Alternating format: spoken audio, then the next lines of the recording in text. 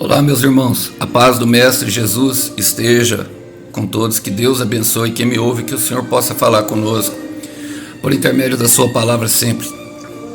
O texto para nossa breve meditação encontra-se ali no Evangelho de Mateus, capítulo 28. Nós vamos ler a partir do verso 8. Diz assim: As mulheres saíram apressadas do túmulo e assustadas, mas cheias de alegria.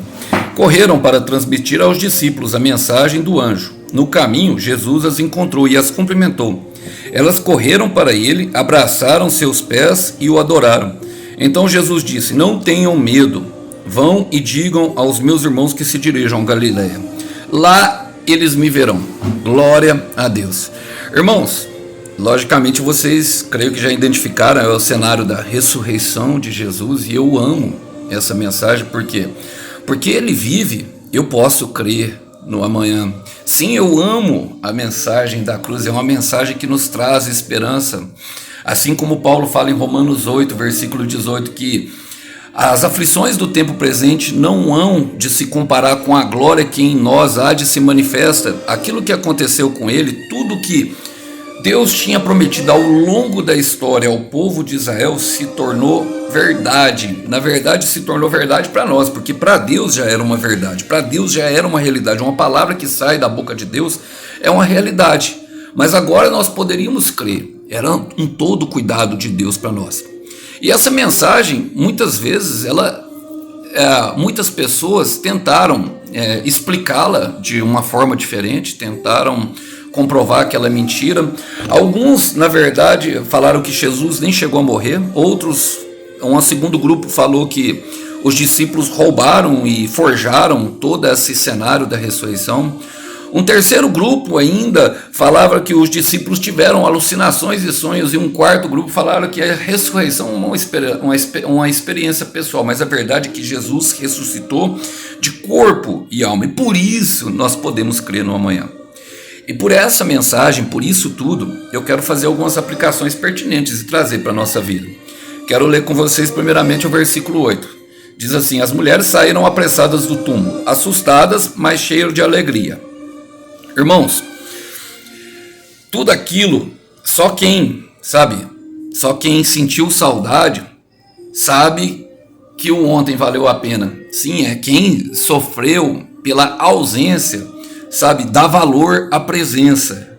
É justamente isso, porque elas estiveram ausentes, Jesus esteve ausente durante muito tempo, e elas saíram apressadas justamente porque elas se encheram de temor, tiveram uma experiência sobrenatural. Encontraram com um anjo que deram a ordem para ela: vá a outros discípulos e falem para ele que ele ressuscitou. Essa era uma mensagem simples e que elas mesmas tinham visto. Eu creio que não precisaria nem do anjo falar de tanto que elas estavam felizes de ver aquilo que elas estavam sentindo falta.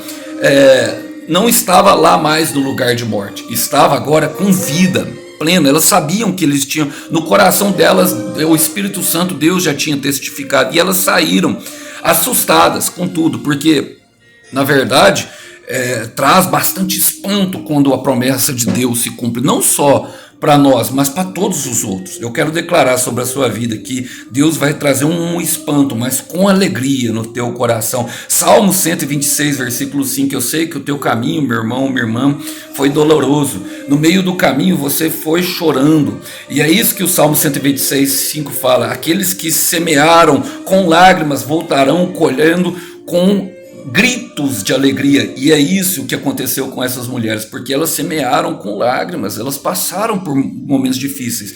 E talvez, meu irmão, minha irmã, nosso caminho tem sido assim, de lágrimas, de dor. Nós temos vivido momentos em que queremos desistir, a vontade de desistir aumenta muito às vezes, mas eu quero te dizer, não pare, porque você voltará, nós voltaremos, colhendo tudo aquilo que nós plantamos. Não deixa, o momento, a circunstância que parece de morte fazer com que você perca esse momento de colheita, e colherá com gritos de alegria. Eu quero profetizar sobre a sua vida.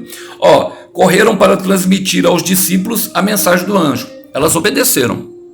1 Samuel 15, 22 diz que é melhor obedecer do que sacrificar. Até porque o sacrifício, e essa era a promessa, o sacrifício que tirava toda a nossa culpa e toda a nossa condenação, todos os nossos passos errados, tudo aquilo que coloca um fardo muito pesado e impede nós de caminharmos, tinha sido feito pelo Mestre. É graça. Eu quero repetir, é graça. Então agora não precisamos, sabe, ficar preocupados, porque o Senhor, Ele purifica o nosso caminhar. O Senhor está purificando nós, o nosso coração, o nosso corpo no caminhar. E quem obedece, meus irmãos, Deus surpreende. Eu quero repetir, quem obedece, Deus surpreende. No caminho, que caminho é esse? No caminho da obediência. Jesus as encontrou e as cumprimentou. Elas tinham comprovado, o anjo tinha falado, elas tinham tido uma experiência com o anjo, elas tinham visto o túmulo vazio, mas agora a promessa estava ali de frente. Eu quero declarar, meu irmão, minha irmã, que aquilo que você tem orado, que está morto na tua vida, aquilo que, sabe, que você tem orado incessantemente, aquilo que o teu coração sangra às vezes, mas que Deus mesmo assim purifica ele com fogo e faz arder para que você dobre os teus joelhos no chão e ore, vai se apresentar com vida diante. Deus vai te surpreender. Eu quero repetir, Deus vai te surpreender. Deus vai te surpreender, portanto somente obedeça. E olha só o que aconteceu, olha a reação dela. Elas correram para ele, abraçaram seus pés e o adoraram.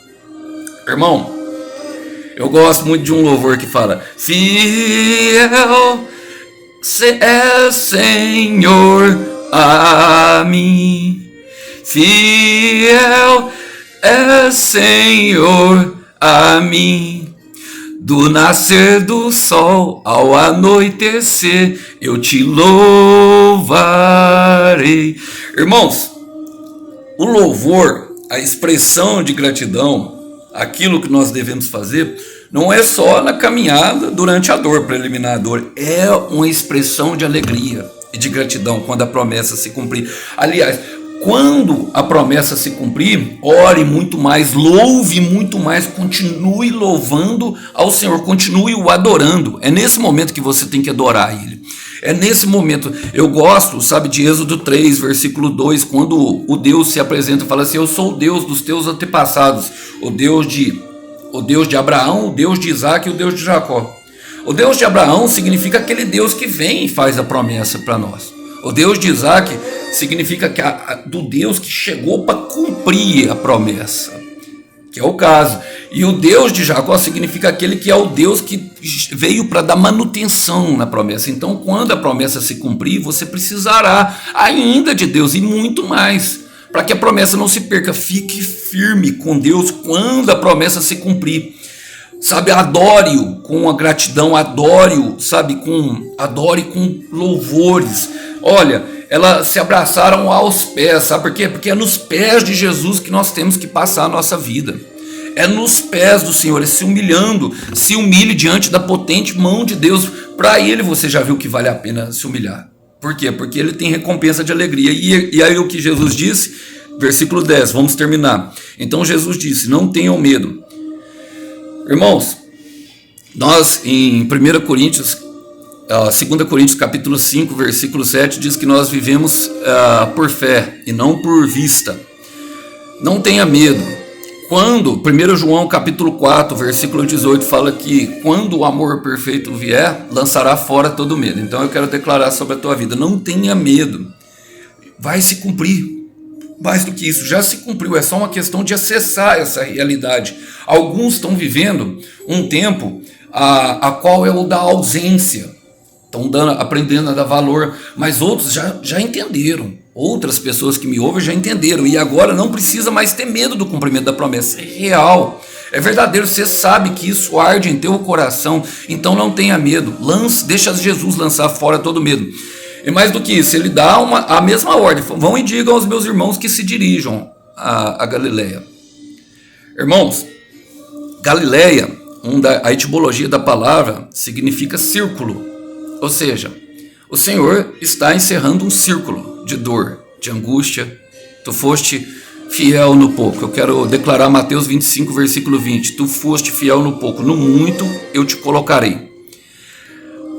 Saiba que o novo ciclo não é que não vai vir dificuldade, não. é que agora você está muito mais preparado, você está mais forte. Nós estamos mais fortes, mais firmes e temos uma história para contar. Galileia significa círculo, distrito, ou seja, Deus está encerrando um ciclo de derrota na sua vida. Deus está encerrando um ciclo de dor, de angústia, a qual você não via nada acontecer. Agora você está vendo a sua fé materializada. Tudo aquilo que você orou e chorou vai acontecer, está bem pertinho de acontecer. O que o céu começou, o céu termina. Eu nunca vi Deus não terminar uma obra. Eu nunca vi. Filipenses capítulo 1, versículo 6.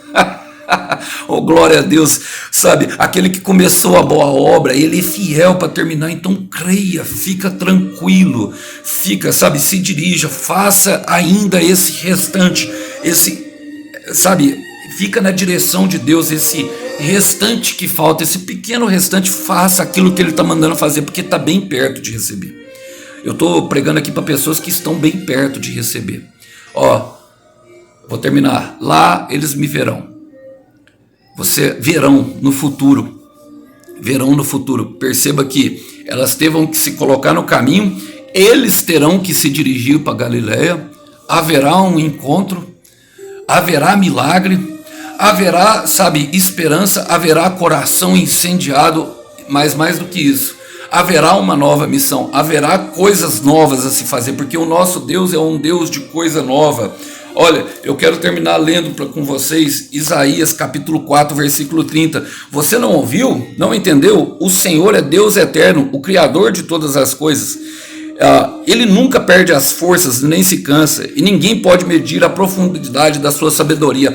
Dá forças aos cansados e vigor aos fracos. Até os jovens perdem as forças e se cansam, e os rapazes tropeçam de tão exaltos. Mas os que confiam no Senhor renovam suas forças. Voam como águias, correm e se cansam, caminham e não se desfalecem. A sua fé vai ser reavivada para aquilo que Deus tem te prometido. E agora o propósito é testemunhar. Você está mais firme, mais forte. E mesmo que o inferno tente parar, você jamais vai sucumbir, porque o Senhor é contigo, meu irmão. O Senhor é contigo, minha irmã.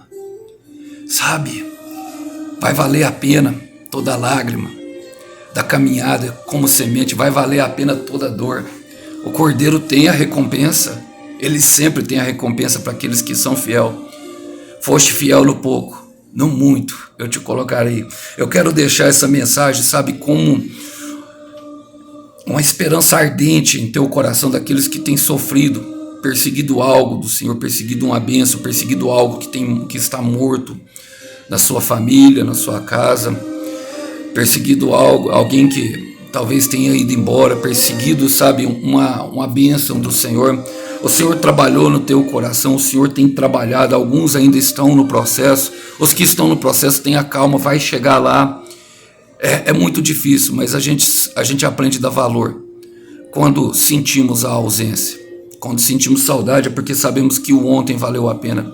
Então fica tranquilo, porque aquele que te prometeu, ele é fiel para cumprir. Fiel, Senhor, a mim. Então a parte desse louvor eu quero terminar com ela. Minha fé está em Cristo, firmado nele estou. Ele é a minha rocha, que nunca me deixou. Ele jamais te deixou, meu irmão. Jamais te deixou, minha irmã. Em toda a caminhada ele sempre esteve ali.